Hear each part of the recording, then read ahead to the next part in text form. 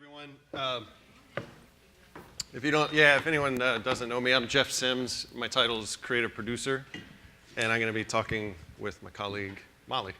And I'm Molly. I'm the studio manager for studio initiatives. So you always drop the kids off with me after a tour, or pick them up from me. So we're going to talk about a new program that we collaborate on, and it kind of grew out of the Connector series, which was something that was a program that we did for a few years, which was a Saturday afternoon program that took place once a month, where we'd work with a local artist to design some kind of a participatory creative experience for any visitor who walked in. And it was a nice kind of way for us to work with artists that was outside of the normal kind of bureaucratic exhibition process. It was a way that we could just kind of like experiment with artists, and we could really broaden the definition of the type of creative people that we worked with. It wasn't necessarily fine artists or even visual artists. It could be creative people from a lot of different fields. So we liked that program, and we did some research and gathered some data about it, and we found that the artists really enjoyed doing it. It was improving the museum's reputation among artists locally, and the visitors who engaged with it enjoyed it, but we just weren't reaching that many visitors because it only took place over a few hours on a Saturday afternoon. And most of the visitors that participated in it, they weren't expecting it that day. They just happened to be coming to the museum, and then they ran into this program, and they participated in it and enjoyed it, but we just weren't reaching that many people. So what we did is developed a new program called CMA Artist at Large. And here's the basic description of what that program is.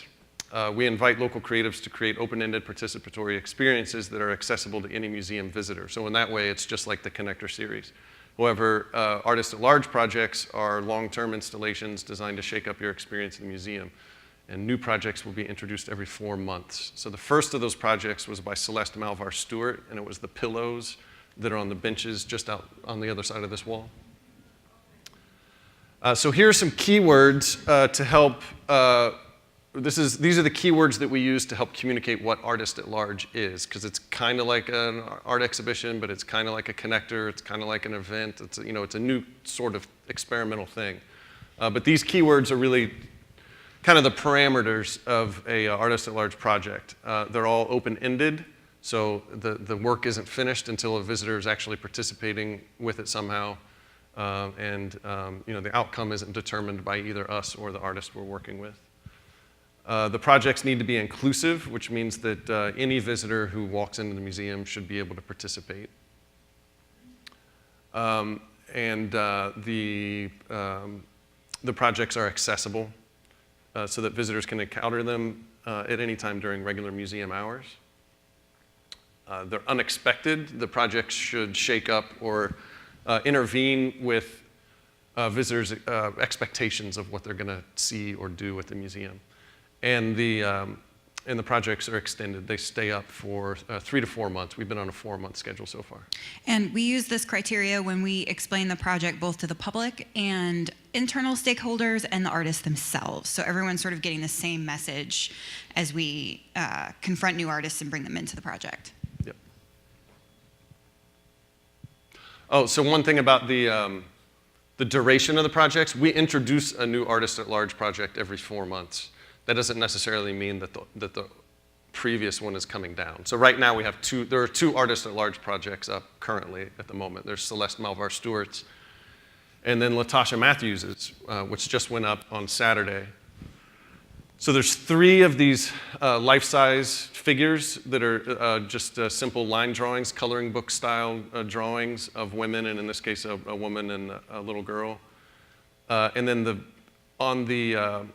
on the sides of these standees, there are little pockets that have woodless colored pencils in them, and visitors are invited to use those colored pencils to color these drawings as they see fit.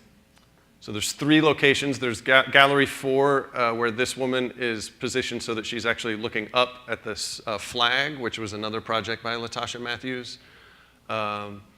This is, of course, Gallery 10, and then the 3rd figure is at the entrance to the museum store. Is there signage? The, no, that label there explains a little bit about the project and artists at large in general, and that's the prompt for the visitors. So I took these photos on Saturday, and if you get a chance to look at them, at these figures today, they're almost filled in, really. They got colored in very, very quickly. So the way they're designed is this white part is actually done with wheat paste. So it's a large-scale printout that I think she just did at Kinko's. They're pretty inexpensive to produce, and then you slap it on there with wheat paste, similar to what a street artist would do if they were putting a stencil up. So that does a few things. First, it makes it really easy to replace quickly. And the other thing that it does is as you replace them, the new ones will inevitably kind of peel away occasionally. So you get this nice layer that's happening where you can see the drawing, the original one, and then the next one, and then the next one as you keep adding to it. So it becomes this really cool record that we can sort of continuously photograph and provide documentation of, both for ourselves and for Latasha, who's really interested in seeing how it sort of accumulates over time. So you want to do what you did yesterday? Yeah, let's do a little. Do you have just the drawing, or no? Let's go back to the previous one. So with the Saturday group, we did a little See, Think, Wonder, and I think we should do a little bit of that with these right now. I'll tell you, the last group of docents that we had only had one of Latasha's sketches to look at. So you all sort of have a bonus set of images here because they're positioned in the galleries, which is kind of cool. So what do you see? We'll start there. Three-dimensional, for sure. Mother and child. Yep. All women, yes. What else do you see? Someone said three-dimensional. Tell me a little bit more about three-dimensional. Is it like a sculpture, or is it maybe something a little different?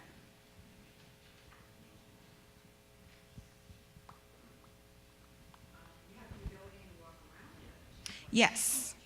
So it takes up space like a sculpture.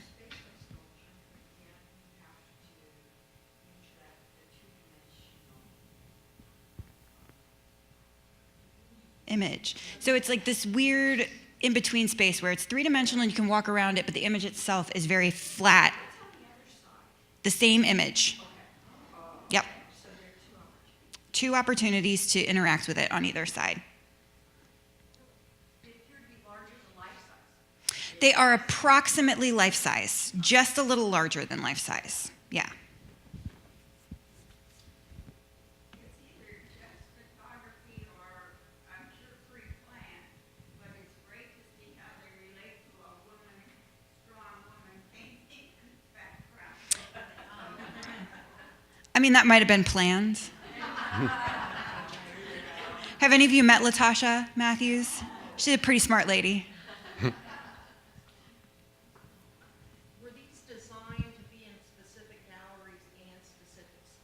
Yes.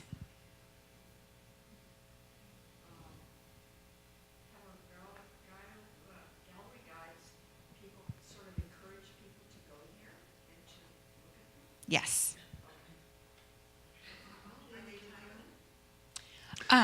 They are, yeah. So African American? Yes. So the title of Latasha's title for the project is 24 Colors of a Woman.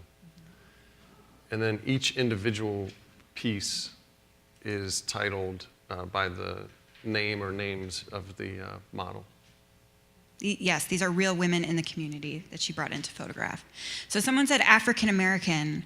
I want to unpack that a little bit.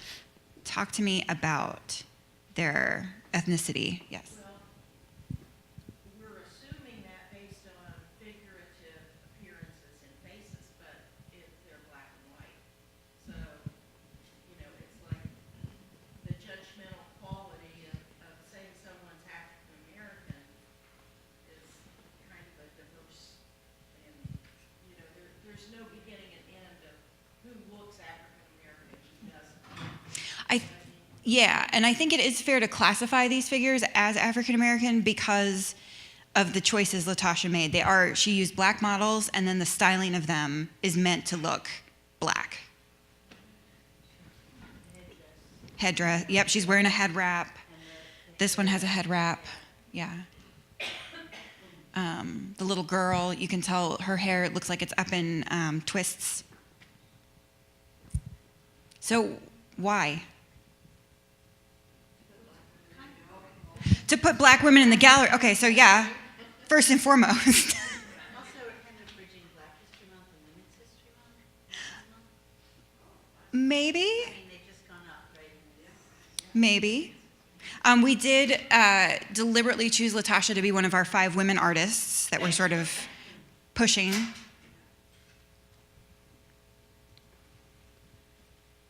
was just wondering if anyone improvised and maybe put a bubble that said, so the woman had something to say or something that's not on there already but added to it. Did anybody do that? There is some writing on there.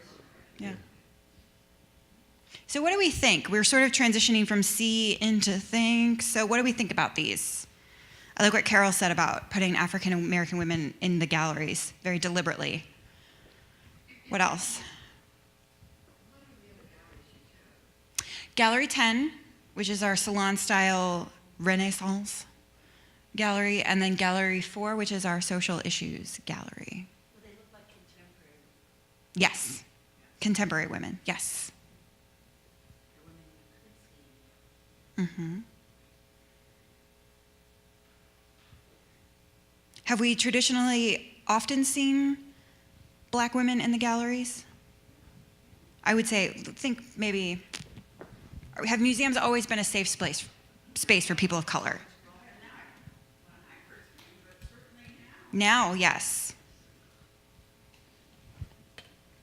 Well, especially in that gallery, where around the corner there's women collecting coal Mm-hmm. and women in her cigarette. Mm-hmm.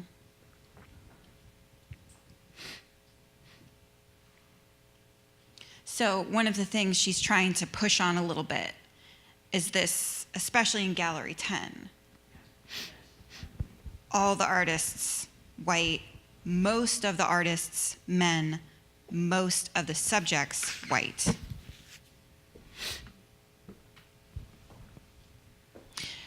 Let's talk a little bit about how you interact with them.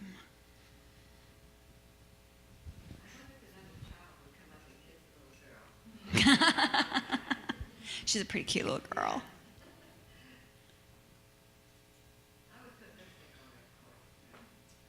Yeah. That's how Carol would interact with them. Full face of makeup. So one thing I'll mention, the woodless colored pencils, they feel a little bit like crayons, really. Mm-hmm.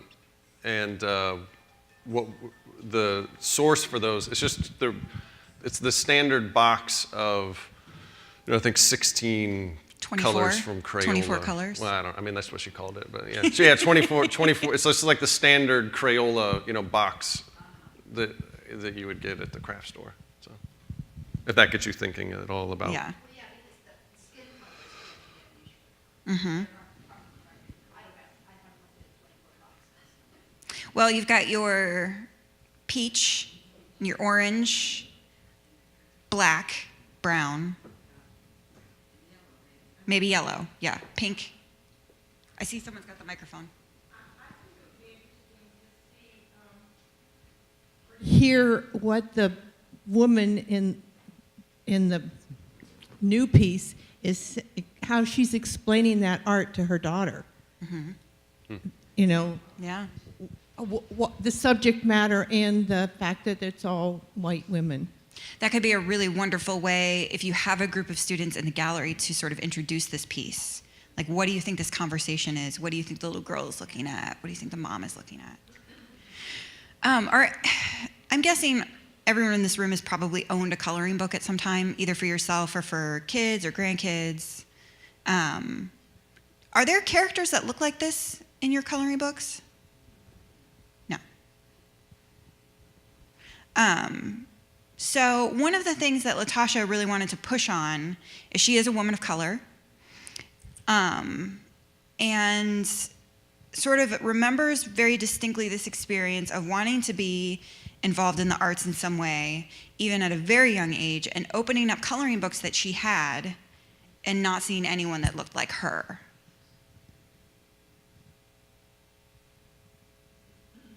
It's like Tiffany Black saying that he never saw himself on the walls of the museums in color. Mm-hmm.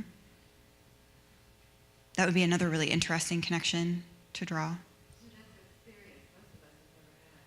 I mean, I was in India, South India, and the people have very dark skin. Mhm. Of course, at that time, I mean, my hair was black, but you know, I pale to begin at.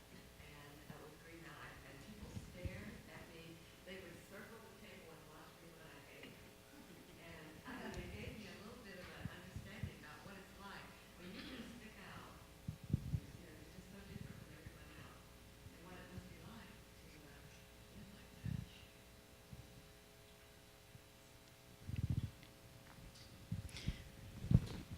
And so then let's move into wonder. What do you wonder about these pieces? What questions are you left with? What do you think others might wonder?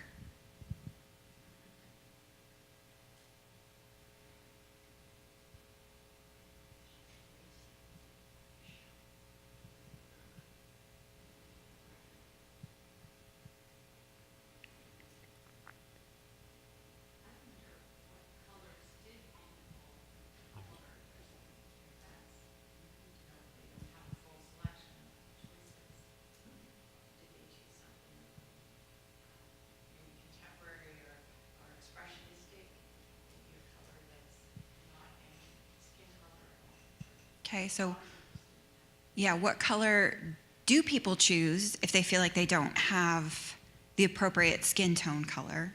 And I wonder if there's blending involved. If people come on and say, oh, that should be a little darker, or that should be, or they didn't. They did other aspects. Yeah? Yeah. I mean, would they be wondering why, well, especially in Gallery 10, why a really obvious contemporary piece is in there amongst all those ancient pieces of art? Mm-hmm. What is that one doing there? I wonder why it's not in contemporary. That's a really interesting turn of phrase. What is that woman doing there? And she's dressed so differently, too. Dressed so differently, obviously contemporary, a woman of color. And her comment about using a coloring book and not seeing her image, and Amy Wiley talking about, he wanted, that would be an interesting conversation. Yeah. Yeah, really interesting juxtapositions in those two galleries. Well, and the interesting thing about what you're saying is that these are visitors. They are replicas or pictures of visitors into the gallery, so are we all of them? Yeah, this comment right here, I know these women. These are women in Columbus. Like when he says that, he means it. Like he knows her personally. Yeah, They've gotten coffee together. And that's why I wanted to have these. I wanted to show some of the comments that the work has gotten online, because it really. I think when we were sort of working on getting this stuff installed, working on getting this project, actually making it real, for us at the museum, maybe sometimes it becomes a little bit abstract, but. This work and the way that we're working with local artists it's very personal, and it means a lot to people, like on a very personal level, which I think sometimes I forget. And so it was great to see these comments on Facebook. And the feedback that we have gotten from the artists we've worked with and their friends, because I think there might be a misconception that I don't know, competition or jealousy amongst local artists, and rather than that, we've seen that it lifts the whole community of local artists. Everyone feels like, oh, they care about what we're doing here. They don't just care about what's happening in New York or in LA. So, I think for those of us who do a lot of children's tours, it would be really fun to have the conversation about, well, you're a visitor to the museum, how would you draw And it might even give children a freedom to, even though they have commercial coloring books that shows Caucasians mostly, that they actually get in there and color the face the way they would see it in their own community, not the way they see it on TV. Yeah, make your own coloring. Yep. You don't have to do it the color that it exists as. First day in the month. Yeah, I love raising little anarchists. Let's do it. I saw, yeah. Well, I think it's important, representation matters. I have an African American son, and so having those in there is going to be great for when I bring him to the museum. He may not see someone that looks like him on the wall, but he'll see somebody that looks like him looking at the art, and he'll know that he's welcome anywhere. I think that's going to be a huge, huge success. They're very arresting, and I would love to be in the gallery when people see them for the first time. I mean, do they like stop in their tracks and their jaws drop? They're so different than anything else in the museum. Yeah, I got to spend a little time with them in the galleries on Saturday morning. And there was kind of that moment when people walked in where it was almost like, oh, like when you see a mannequin where you're not expecting to see a mannequin. Jeff, you spent a little more time with them. What was your experience? Yeah, I'd say I'd say the thing that I was surprised at is how readily people jumped in to start coloring on it. And because, you have to give, especially adults, you have to give them kind of explicit permission to touch something, yeah. Jeff, on that, with that in mind, it would be really fun to find out how many of those visitors were first-time visitors, or because Yeah. we have so many connectors, are people becoming so accustomed to that in our museum that, oh, here's. Yeah, that's another thing to do, yeah. And I know from because we try to like seed the connectors a little bit, seed participatory things because people are much more likely to jump in if they see that someone else has already tried it. It is very satisfying to color on those surfaces. And it's different from coloring in a coloring book, but it was Hannah, who some of you know, Hannah Mason-Macklin, and I were sort of working on one of them, and both of us had this moment where we looked up and we're like, how long have we been coloring? All right, any final wonderings before we slide over into Force of Fandom? How long? I'm thinking these might come down after but I don't know. What do you think, Jeff? Well, the original schedule was for it to go through July, or at least that's when we would introduce the next project. We'll see how the second wheat pasting goes. If we put up the new copies of the drawings, we'll see how quickly they get filled up. It is kind of mysterious, as people will say, oh, you can go do this, and when it goes down, they come and it's not that, Yeah. or people are going to miss it. Yeah. Do we see this as a commercial opportunity that you might be able to put in a coloring book that we purchase the years gift? Oh, I don't know. Yeah, I'll mention that to her. I think. Yeah. I know Celeste ended up selling pillows in the shop. Yeah, It'd be pretty cool. that would be cool. Any other thoughts? Are you going to post pictures of the drawings as they get sort of filled in? I'd like to. I'm going to start passing. We have Instagram photos. Yep. Yeah, I'll start passing stuff to Jen Polian.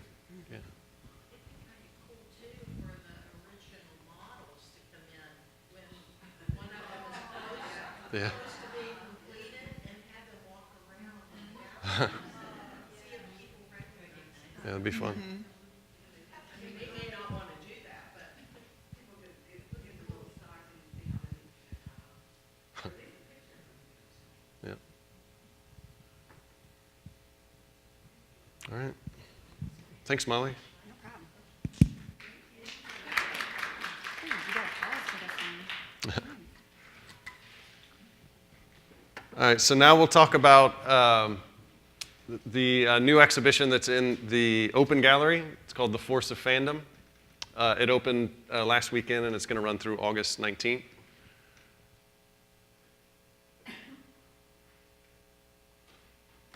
And the kind of the theme of that exhibition is Star Wars. So here are three film posters from kind of three eras of Star Wars films. And real quick, if you've never seen a Star Wars movie, can you raise your hand?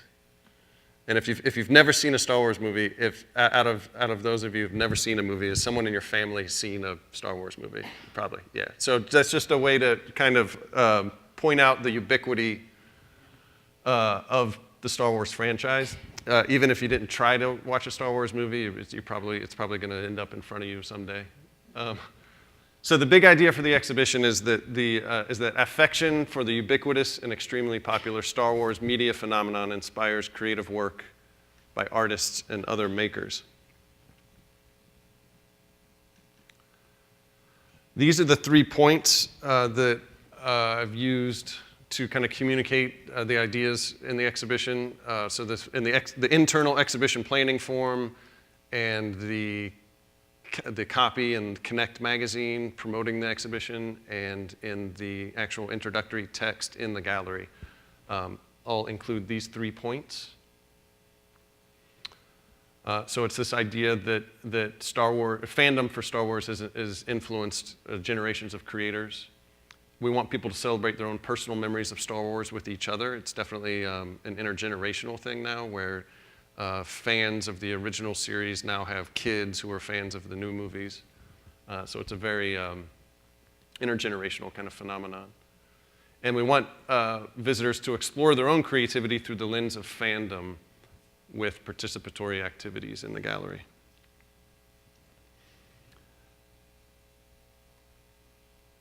This is an important thing that's also on the introductory text panel for the exhibition, and it's a question that I'm sure that some of you all will get. Is this an official exhibition that's like sanctioned by Lucasfilm or Disney or any other Star Wars rights holder? And the answer is no. We did this independently. I originally approached, or I wrote to Lucasfilm to ask about using the actual title Star Wars in the name of the exhibition, and they said no. And then at one point, the exhibition was really going to be about Star Wars memorabilia. So it was going to be more about Star Wars bed sheets and Star Wars cereal and Star Wars video games and all the, basically like everything but the movies, right? Like all the merchandise and stuff like that. And so for a while, my working title for the exhibition was Star Wares, W-A-R-E-S. And then it was Star Wares, and then the subtitle was The Creative Force of Fandom. And I ran that by our lawyer, and he said, nah, he said I could give it a shot, but I needed a backup plan. So I was like, well, I'll just go to the backup plan. That'll be my A plan now. And so that was The Force of Fandom.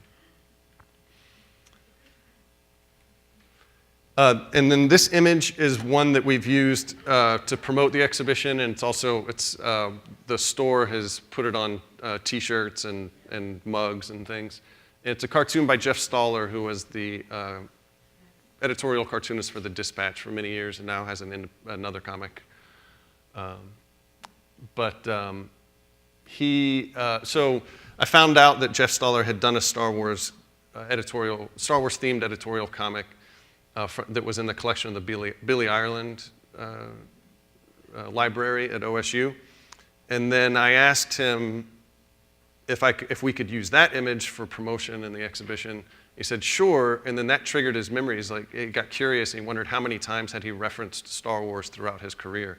So he dug up 6 or 7 cartoons that he had done over the years that had some kind of a Star Wars theme to it. And so he brought those down to the museum, and we picked the 3 that you see out there, which I think the earliest one that we have in the exhibition by him is like from 1999, and then the most recent one is from 2018.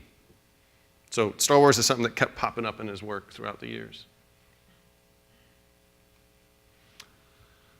So this is a piece that's kind of I think it's a good example of the type of work, or one of the kind of types of work that I was looking for in the exhibition. So I thought we could just do kind of like a see, think, wonder, I guess, with this one. Just let me know what you see, I guess.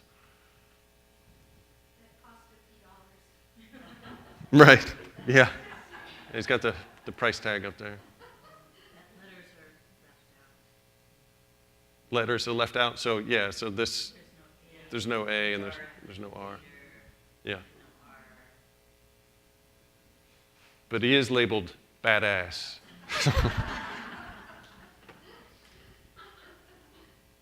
So, but what do you? So, where's Stephanie? You want to go? Can you lead this? Do you mind? It's easier because I always end up like just start saying what I know about it. But.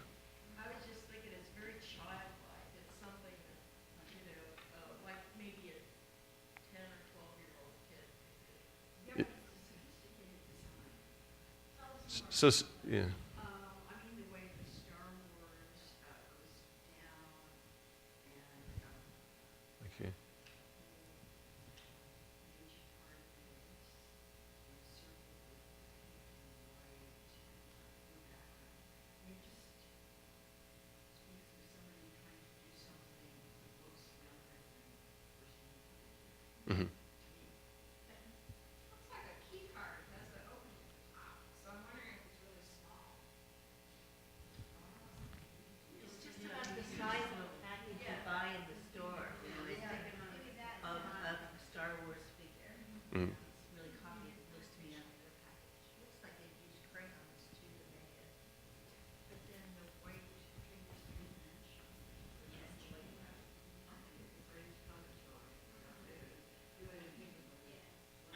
Right. Yes. Yeah. And as far as the scale, it's the size of you know, like a normal kind of commercially available action figure that's, you know, mounted in a little plastic bubble on a piece of cardboard. Like. Those little ghost-like figures. Oh yeah. Like 3 or 4 of them with, you know, frowny faces.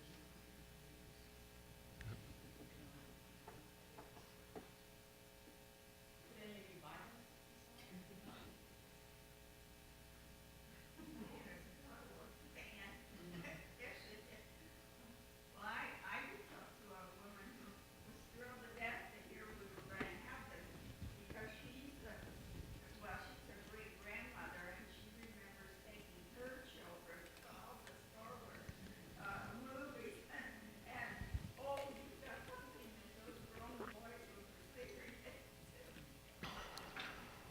I think she'd buy it. Does it feel like legitimate, I guess? Or does it, yeah? It looks like a Dalmatian. Yeah.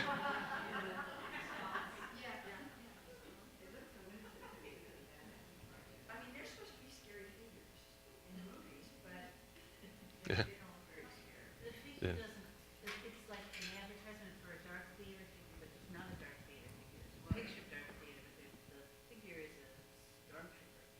Oh yeah. Yeah. It's ironic. I wonder if it's done by a random girl or a woman based on color choices.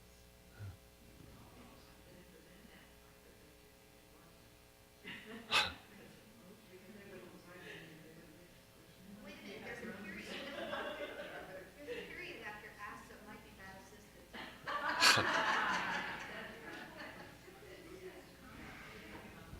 What other wonders do you have about this?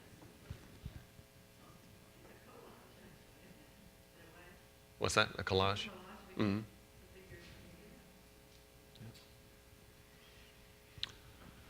Well, this piece is an example of a way of working for a lot of artists, which is making kind of bootleg toys and sort of reimagining things that they're already a fan of, and there's legitimate, of course, Darth Vader action figures that you can get at Target or Walmart, whatever. But there are a lot of artists who sort of give themselves this task of kind of like reinventing or reinterpreting Star Wars action figures. And so this is one of the more famous artists that has done that.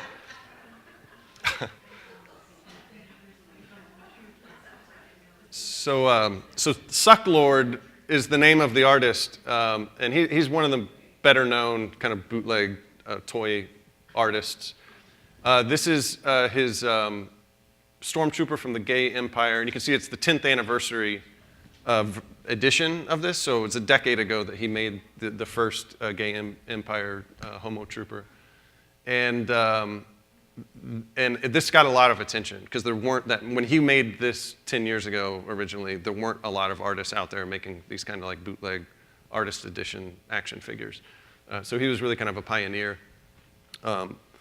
And you know, with this piece, there's a quote from him on the extended label for this piece where he called it, he said, "It's a big FU to anyone who thinks that gay people shouldn't be integrated into all parts of life, including science fiction, including you know, being part of the evil empire, just you know, all parts of life."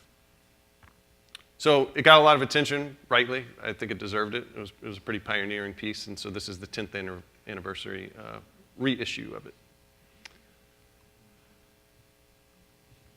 These are two cartoons that we borrowed from the Billy Ireland Museum. So their entire collection of original art is searchable by keywords, just like, you know, like the books in the library. And so I just looked for anything that they had in their collection that was Star Wars related and then picked the ones that I thought were the most interesting. And so the one on the left is by Richard Thompson, who was a cartoonist best known for this newspaper strip called Cul-de-sac. And then he had another comic called Richard's Poor Almanac, and this is one of the strips from Richard's Poor Almanac that's about his criticism of some of the Star Wars prequels. And the one on the right was an editorial cartoon from The Lantern, the OSU newspaper, and from 1980. And then these are two examples from the daily Star Wars newspaper strip that was drawn by Russ Manning. So these are all original artworks that we borrowed from the Billy Ireland Museum. Okay, so the exhibition, the idea for the exhibition was originally centered around three artists who I was kind of familiar with through some of the work that I do in the comics world, and I knew that there were local artists who had worked on Star Wars memorabilia, Star Wars products in an official capacity. So this first one, this artist, Joe Caroni, he went to CCAD originally and is now living in Sandusky. But his entire career really was inspired by Star Wars. He credits Star Wars for making him want to be an artist in the first place. And so that's one of the reasons that we have a piece, a Star Wars drawing that he did when he was, I think, 8 years old in the exhibition to show that that inspired him to become an artist, and then really the bulk of his career as an artist has been working for Star Wars in an official capacity. So this is a tribute to Carrie Fisher that he did shortly after she passed away. Here's a series of posters that he did, beginning with this one, this kind of propaganda poster with the stormtrooper, clone troopers, and then up to, this is the most recent one. And you can see kind of how the style gets a little more photographic as the years pass. And for whatever reason, and this is very that almost looks just like a photograph. It's actually a digital painting but it's very heavily photo referenced. And that's kind of the style that's preferred by Disney and Lucasfilm these days. Is this kind of like very photographic style. And you can see how Joe Caroni sort of, he sort of adapted to that as the years went on. It's just kind of an interesting thing. I mean, I'm sure it's like that's where it is now. It'll probably move in a different direction over the coming years. Here's another commemorative poster that he did of Darth Vader. And we have his original ink drawing that this poster was based on out there so that you can see that his original ink drawing is very graphic and kind of a flat comic book style. And then he goes in and digitally paints the color in, and it becomes much more photographic. So the second local artist who's worked in an official way for Star Wars is Chris Sprouse. And he illustrated this comic called Splinter of the Mind's Eye, which was a comic it's based on a novel called Splinter of the Mind's Eye that was the first Star Wars original novel that came out right after the first movie. So we're talking like 1978, I think. And the story, that novel was written as kind of a backup plan in case Star Wars wasn't successful and didn't make a whole lot of money. They had this backup story that was a lower budget kind of sequel to Star Wars that they could do as a TV movie. So obviously they didn't end up needing it for that. And then the third local artist who's worked in an official way that we have in the exhibition is Jeff Carlisle. So again, I have a piece that he drew as a child. Jeff Carlisle and Joe Caroni went to school together. They're just about the same age. Again, same as Joe, Jeff was really inspired to become an artist by his love of Star Wars as a kid. And this is a poster he did celebrating the 40th anniversary of the release of Star Wars. So it's really emphasizing kind of the nostalgia and the intergenerational kind of appeal.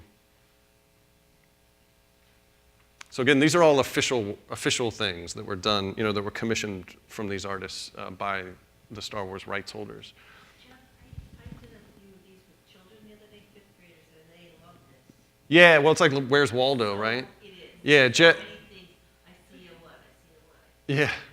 Yeah, it's fun. And there's a lot of, there's just a ton of Easter eggs in this. A lot of it's things that were a direct influence on George Lucas when he was first kind of developing Star Wars. Like, so this is character Arzak by a French comics artist, Mobius. And there's, you see characters from Star Trek, which was an influence on George Lucas. And then I think there's some like, there might be like, characters from samurai movies. I think there's George Lucas right there. Anyway, it's fun. And so there's this poster, and then there was another series of posters that are the same kind of style, where it's extremely dense and packed with tons and tons of characters. And then this is again, it's a local artist. Almost all of the artists in the show are local or regional. And this is Brian Ewing. This is a silk screen poster. So this is just something that he did. He's most known for his rock posters. But this is one that he just did because he's a fan of Star Wars. He thought it'd be cool, and it's been pretty popular.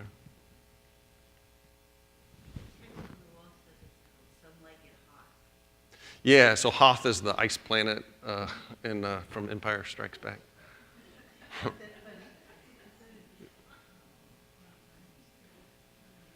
This is the Hoth variant. So this is a silk screen poster, and the Hoth variant has this kind of ice blue color to it, and then there's the other edition that's more of it's a warmer tone to the print. And then this is an artist, she goes by Raygun the Savage. Her name's Reagan Barron. And this is her ink drawing of BB-8. It's one of the new droids. And Yuko Smith, who is an artist that he teaches over at CCAD in the illustration department and in the comics department. And then Evan Wolf, again, local artist. We commissioned him to draw this backdrop that we're using for a photography station. And this is his kind of, it's a scene from the first Star Wars movie. It's the cantina, like the alien bar scene. So again, it's, he packed it with all kinds of like funny characters and, like a sheriff. And he's great. We've worked with him over the years on a few things. He does a lot of the rock posters that are at Ace of Cups. If you ever stop by Ace of Cups, there's some big rock posters that he's drawn for karaoke, things like that. So,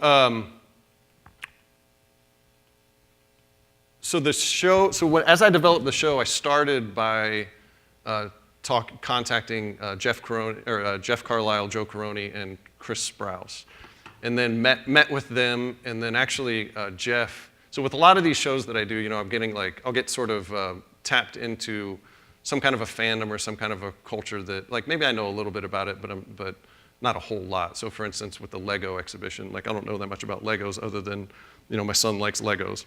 But then I meet somebody like Paul Jansen, and he introduces me then to the club that he's a part of, and I've learned about the adult fans of Lego, things like that. And so I kind of have like a guide through that fandom or that scene to help me kind of learn about it. So Jeff Carlisle ended up sort of being my guide for some things. Like he introduced me to Brian Ewing, and he suggested a few other artists in the show. So, and you know, and then I went out on my own and found that artist. I was familiar with Yuko Smith and Reagan, just from comics shows and things like that. So the show had pretty much come together, and when I realized that there was only one woman artist in the show, which is Reagan. One woman artist that I know of. There could be some that designed the patches that I'm going to talk about in a minute. So that was an issue. That's a problem. And so we address that in a public way by, we have a collective voices prompt that's a recorded conversation between me and Lauren McCubbin, who is a professor over at CCAD, who teaches in the comics department, the comics creation department, and also is an artist. And she's somebody who does a lot of research about fandom in general, and like she's got a huge project that's all about cosplay that she's working on. But she and I talked about a couple of things, including why the kind of sci-fi illustration industry had been sort of dominated by men in the past, and how that's changing now. She said that she told me that illustration and comics programs at a lot of art schools are now 75% women students, which is a big difference from, say, 25 years ago. Sorry, what? So that's a collective voices prompt, guide by cell, so you can call in, and the label for that is down at this end of the exhibition. So yeah, please do listen to that, and I think it's it's interesting, and it shows how like, let's say, you know, if a few years from now we do The Force of Fandom Strikes Back or whatever, you know, then the exhibition would probably look a lot different, you know, just to reflect the realities of the fandom culture and the who the professional illustrators are that are coming out of art schools.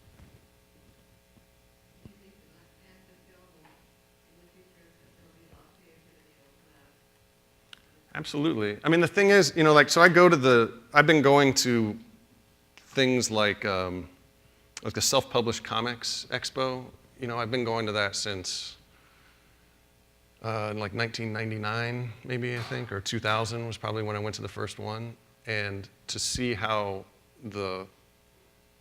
how much more diversity there is in kind of like the independent comics scene, it's like, it's blown me away, and it's been great because it keeps it interesting. It gets pretty boring when all the creators, you know, kind of look the same and have similar backgrounds and have similar stories to tell. It gets boring. So that whole scene has become much, much more diverse and much more exciting, really.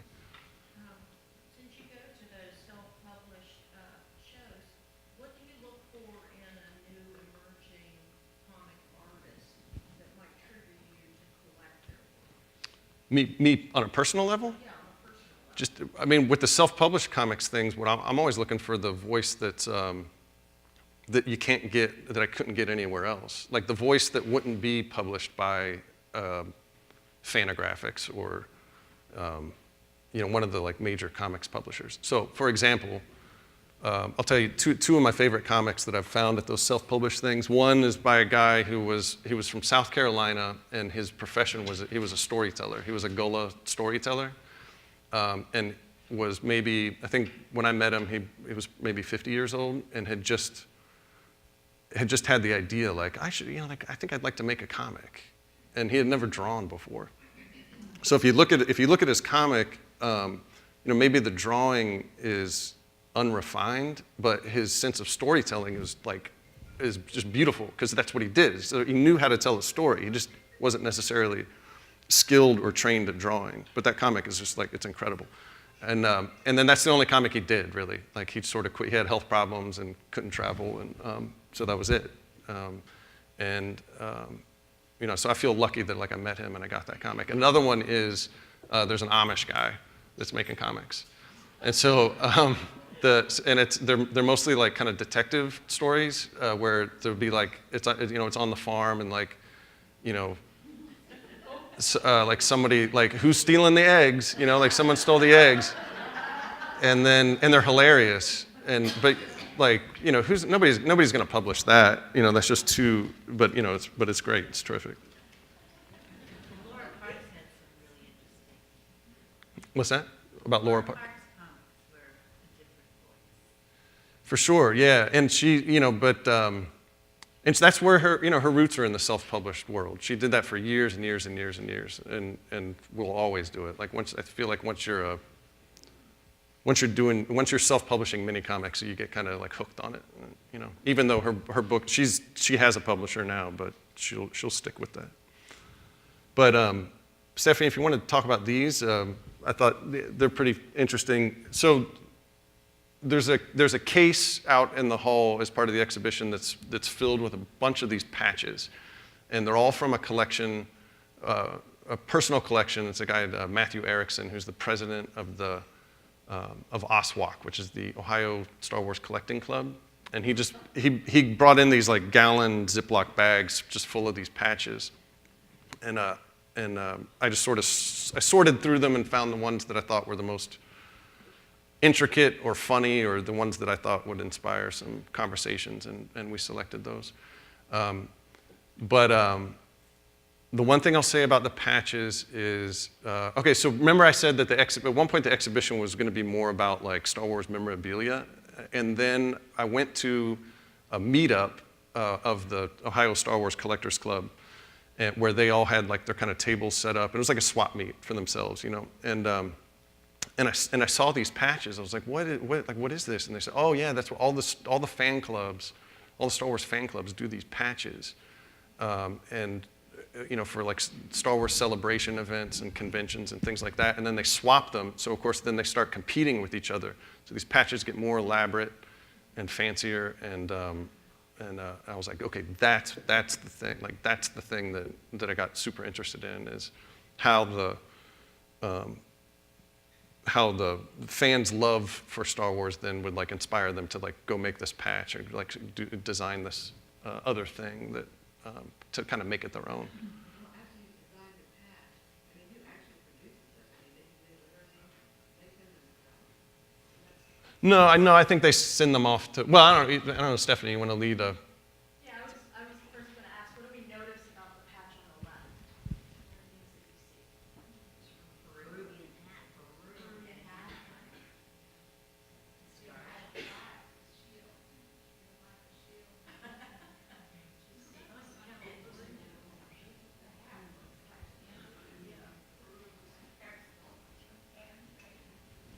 So some of you see familiar textiles. Yeah, the hat. And the hat one was copyrighted Lucasfilms also. Yeah. Limited 2015.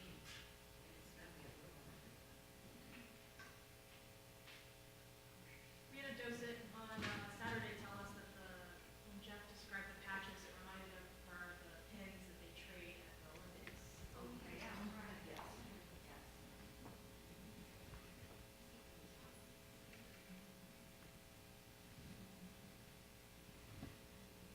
Does anyone have any ideas about this, about the 501st Legion Outpost?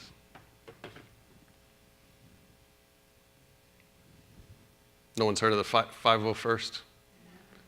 So there's so 501st Legions are groups of kind of Star Wars superfans that make stormtrooper outfits, and so they're regional and they're pretty well organized, and They actually have an official relationship with Lucasfilm. So when I reached out to the local 501st to see if I could borrow somebody's suit of stormtrooper armor for the exhibition, and they said no because we weren't an official exhibition, and so that would kind of jeopardize their relationship with Lucasfilm. But they're all over the place, and they're hardcore. But they do a lot of good work. Like, they'll go to conventions and things, but then also they'll do kind of like charity events and stuff like that. Is there a reason they're called 501? I don't know where that comes from, actually. Right. So this is a 501st Legion that they're from Peru. They're Peruvians, and so there could be ones from Dublin, Ireland, or whatever. Exactly. Yeah. Yeah. So there are these Star Wars celebrations, which are the kind of like big, mega conventions for Star Wars fans and the companies themselves that make Star Wars.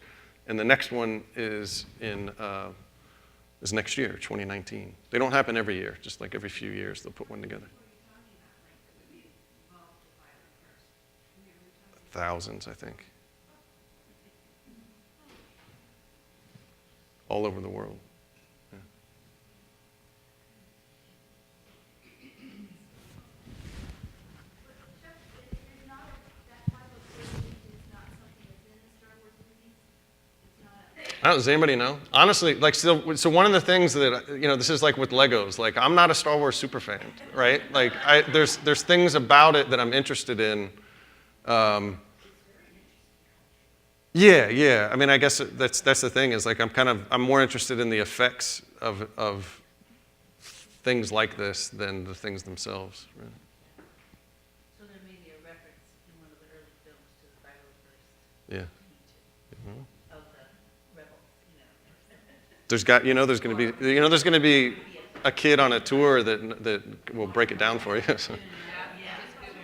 Oh, we. 501st Legion is an international fan-based organization dedicated to the construction and wearing of screen-accurate replicas of Imperial Stormtrooper armor, Sith Lords, clone troopers, etc. So Yeah. it's very specific, just the Yeah. stormtroopers. Yeah, I've heard they're pretty hardcore too. Like they sort of, some of them get a little like, a little bit too wrapped up in the. Like they'll try to get the military discount at Home Depot or something, 'cause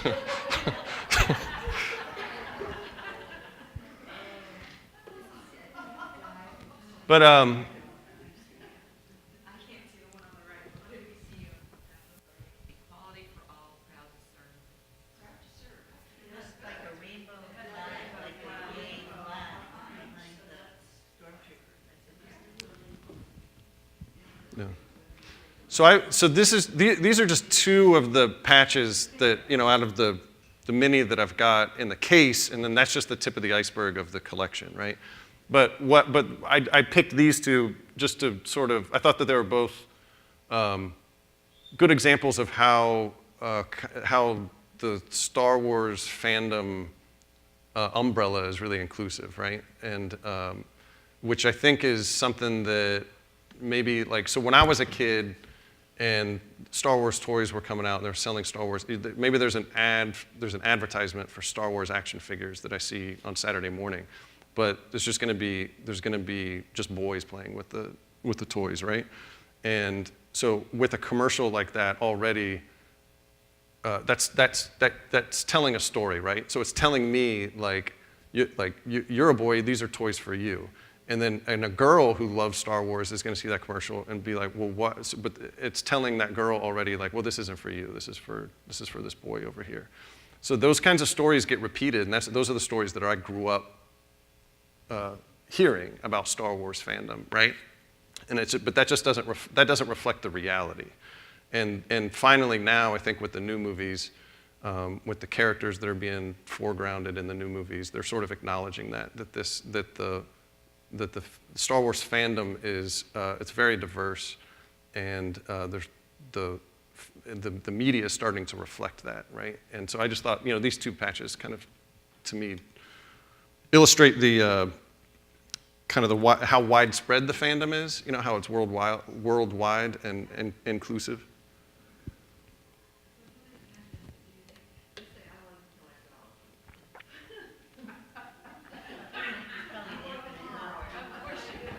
Yeah, yeah, you got to go to the Star Wars Celebration 2019.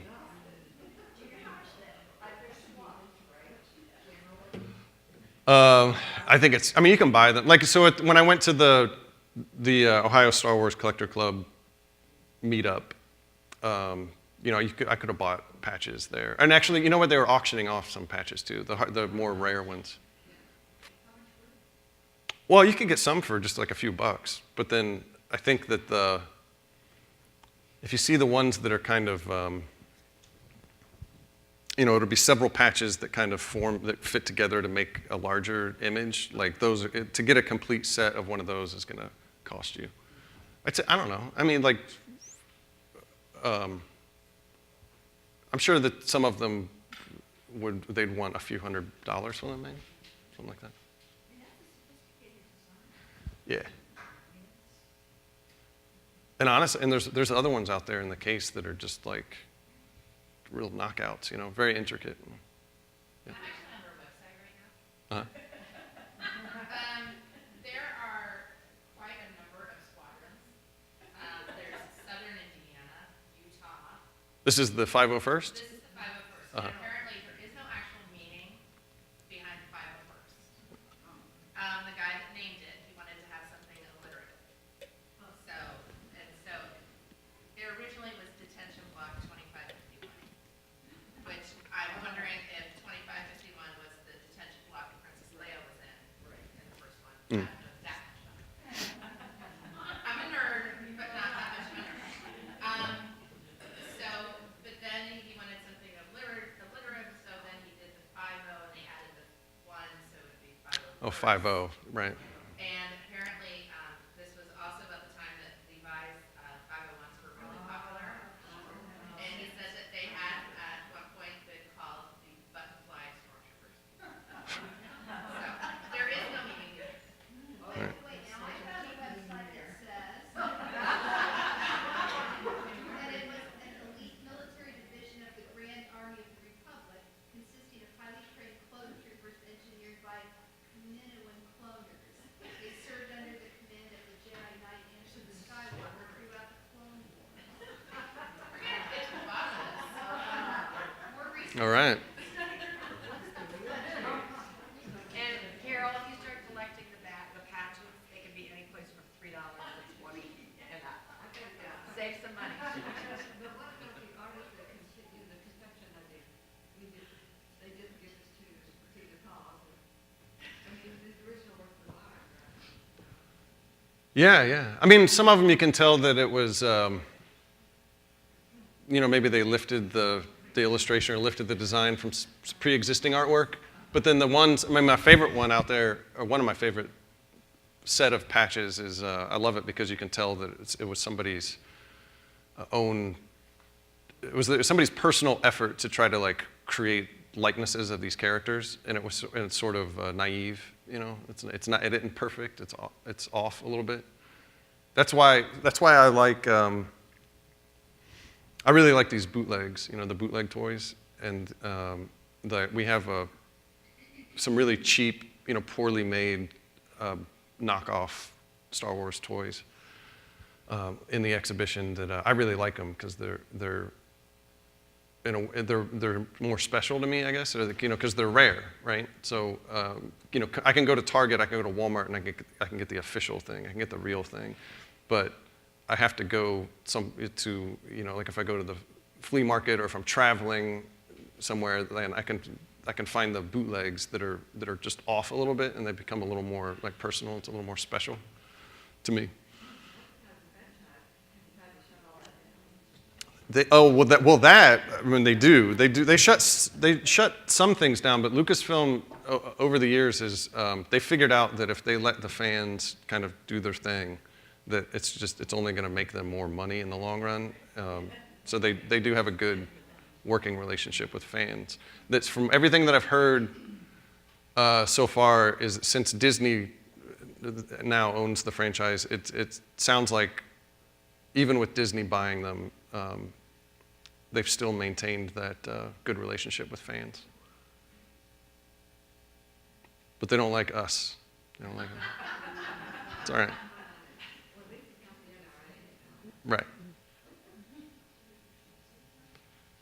All right. Can you go over that one part of the Joe Kiss collection? Joe's is real. The Han Solo. So we have an action figure in the exhibition that's it's a Han Solo action figure that was part of the original set of Star Wars toys that were released, and it's in very good condition, right? So it was never taken out of its package. The package is in really good shape with no dents or creases or anything like that, and it was right, about value, right? That's the thing, yeah. So that toy it's very rare. It's in very, very good condition. So there's only like 30 Han Solos of that type that are in as good a condition as that one is. So that makes it that makes it worth a lot of money, right? Like, so if you go on eBay and look for that exact toy, you're gonna need maybe $3,000-$4,000 to get something comparable to that. Yeah. It's so. Yeah, so actually, I really like the way it's displayed, because so the toy itself has been slabbed, right? So it's like it's in a plexi box that keeps it safe, and it has a sticker on it, with the grade, so it's like certified and protected. And then we have that on display in another plexi case, the way we would any other sculpture in the museum. So it's displayed like it's this, like rare jewel. I mean, which it is. It's a rare. It's funny. I like that we like sort of elevated it, to that work of art kind of status. Just using the kind of trappings of a fine art museum. So it's worth a lot in that way. It's from the collection of Joe Kiskis, who's a collector, and he runs a store, collectible store up in Berea. And but that toy was a gift. It was an engagement gift from his current wife to him when they got engaged. And so it's got a ton of sentimental value to him, right? And so the toy is, it's valuable because it's rare and it's worth a lot of money, and it's also valuable to him personally because it's got a lot of sentimental value. And then right next to that, there are the really crappy bootlegs that means a lot to me, because I have, and there's a quote from me and then my son about why we like collecting bootleg toys. So those bootleg toys are valuable to me, on a sentimental value, but they're not worth any money. But I just thought that that's a good, and then those are right next to the artist bootlegs, which have a different kind of value, right? But I thought that all those toys there would be a good opportunity for y'all on tours to just talk about value. How do objects become valuable? What's valuable to you personally? What do you collect? Why is that collection special to you? That kind of thing. Yep. On that note, a couple years ago, Trevor Larson and Lancaster had an exhibition on toys made in Ohio, and there were some Star Wars items made by Kenner. Yeah, Kenner, which was based in Cincinnati. Right, based in Cincinnati. And they told us that, and you might be wrong, you might know more, George Lucas wasn't able to get his film. He was shopping around the studio in the mid-70s with this concept. He wasn't able to get it bigger because the studios were afraid of the special effects and the costs and whatnot of making this film, which he was already presenting on a trilogy, possibly. And so he said, so we finally got the original studio to purchase the rights to the film. When he finally got them to make the film, he said, okay, I won't take any money, but I will take all the money profits in merchandise. Yeah. The film came out, I think, in March or May of 1977, the first Star Wars. And by Christmas time, Kenner, they didn't,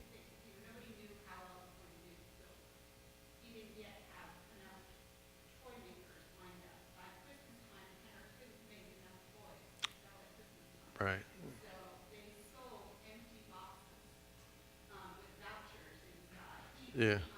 Yes, they did. Yes, they did. There's a really good documentary series on Netflix. It's the first episode is all about the toys that made us. Okay.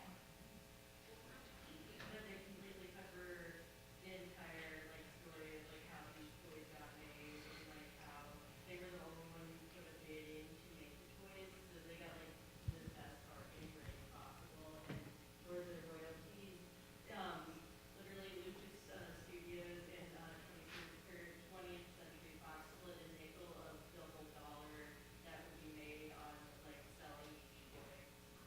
And you kids didn't get those toys until February. No, because they were still in the production phase.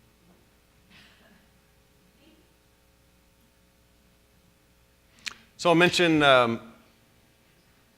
the three kind of like hands-on connector areas. There's the kind of photo station with the drawing by Evan Wolf, the cantina backdrop, where we've asked visitors to make a mask, an alien mask, and then pose and take photographs in front of the backdrop.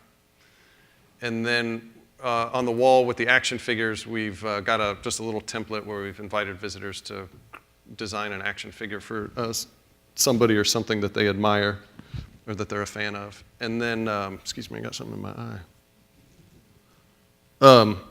And then the third one is all about nostalgia and that kind of trying to get some intergenerational sort of conversations going on, where we just have 3 boards and we've asked visitors to share their memories of Star Wars. And we try to make it, we say share memories of your Star Wars, because I think, depending maybe on your age or just your preference, whichever Star Wars kind of series you claim as the one that means the most to you, we wanted to get some conversations going about that. But Jeff, given the title, are you making sure all the inadequate groups know about the exhibitions that are found? Well, all these are, these shows are always like word of mouth, and it's a long show, it's going to be up all through the summer. So, and we're building, so that'll build up over time. And then we're going to have a happy hour party on Friday, May the 4th.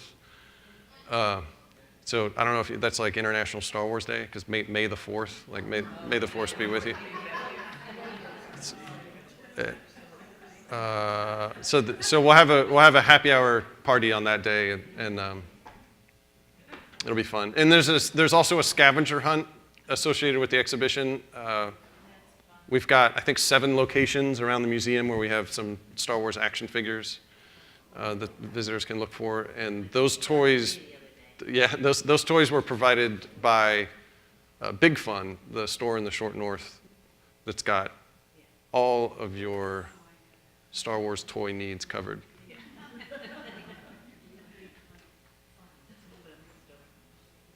It is fun. They seem to be doing all right, too. The location in Cleveland just closed recently.